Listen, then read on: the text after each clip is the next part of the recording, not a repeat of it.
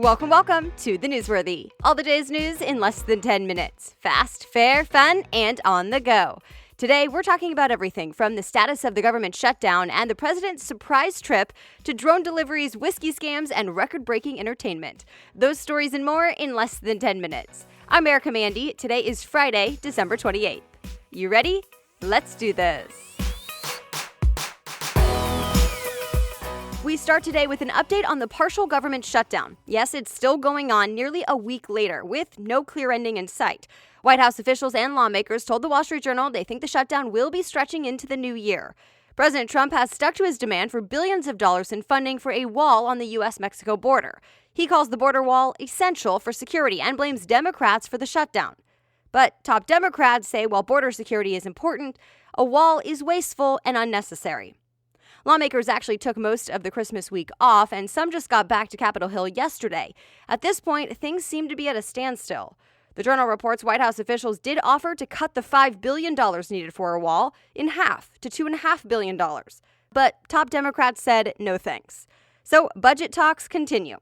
In the meantime, don't forget, there are hundreds of thousands of government workers affected by this shutdown. Stay tuned for what happens next. The government shutdown is just one of several factors causing big swings in the stock market.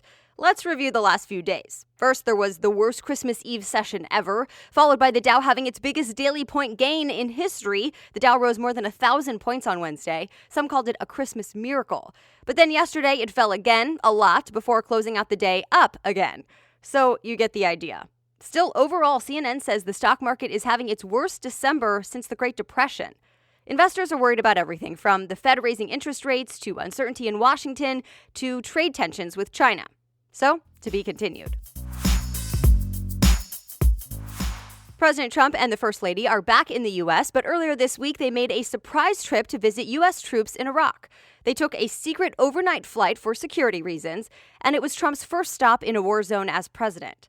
Once they got there, Fox News reports the president thanked the troops and military leaders, took selfies with them, and defended his recent decision to pull U.S. troops out of Syria, adding that troops in Iraq will stay put. But remember, the Syria decision came with plenty of backlash last week, including the resignation of Defense Secretary Jim Mattis. By the way, there's news about that too. President Trump said he'll replace Mattis 2 months earlier than originally planned.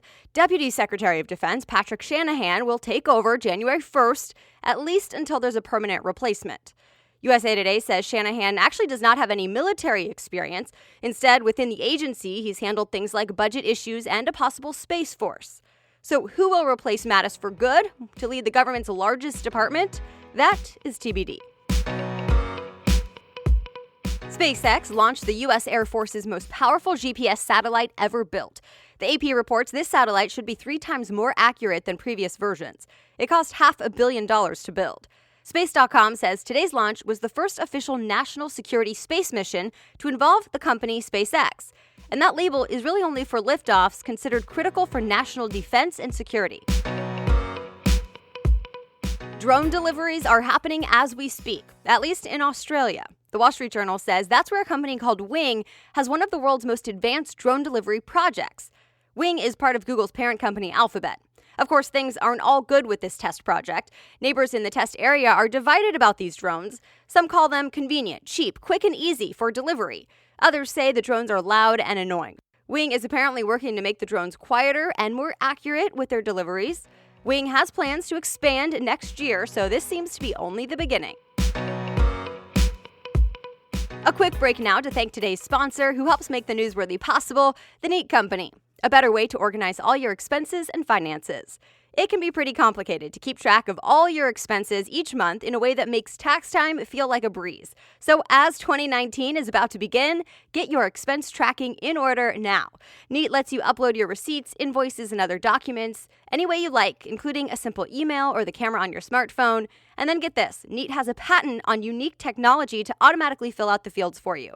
So, for example, you take a picture of the receipt, upload it, and just like that, key data fields are filled out and organized automatically.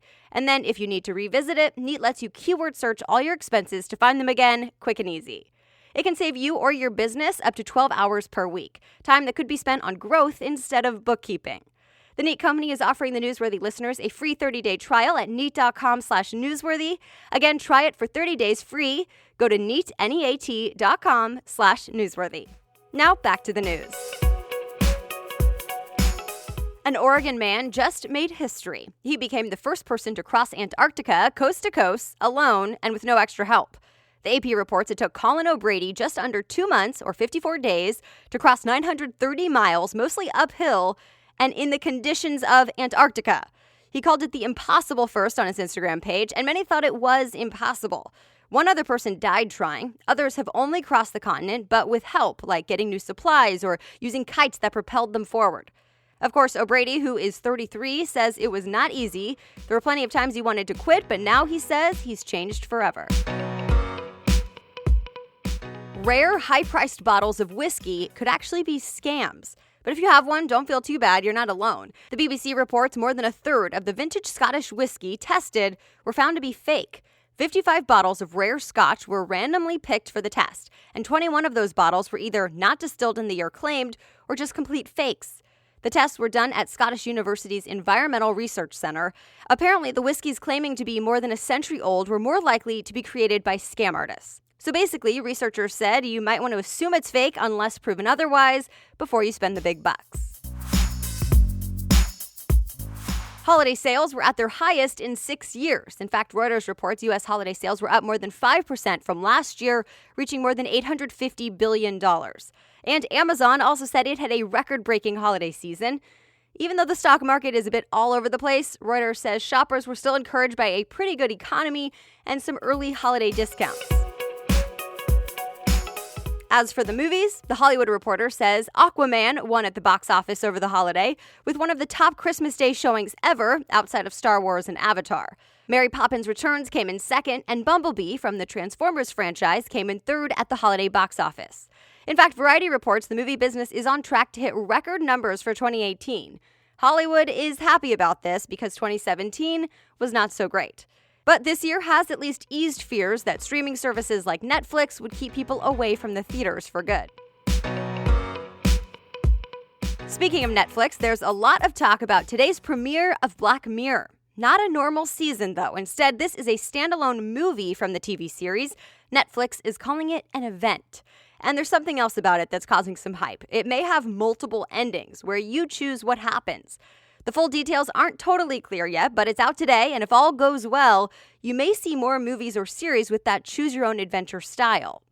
Also, Miley Cyrus has hinted she'll appear in a future Black Mirror episode, but most reports don't think it's this movie version, so stay tuned. Oh, and while we're talking about Miley Cyrus, she and Liam Hemsworth got married last weekend. You've heard it before, Mariah Carey's Christmas classic, All I Want for Christmas Is You. Well, the AP reports it set a new one-day streaming record on Spotify. It was played 10.8 million times on Christmas Eve. The song first came out 24 years ago, back in 1994, but this year it's still setting records, and it also hit number 6 on the Billboard Hot 100 chart. And that's it. You are all caught up. Thank you so much for listening today. And as always, if you want to read more about any of the stories we talked about, I list the sources and story links for you in today's show notes. Just head on over to thenewsworthy.com, click episodes, and look for today's date. The Newsworthy is ready for you each weekday, so I'll be back with more news on Monday. Have a great weekend.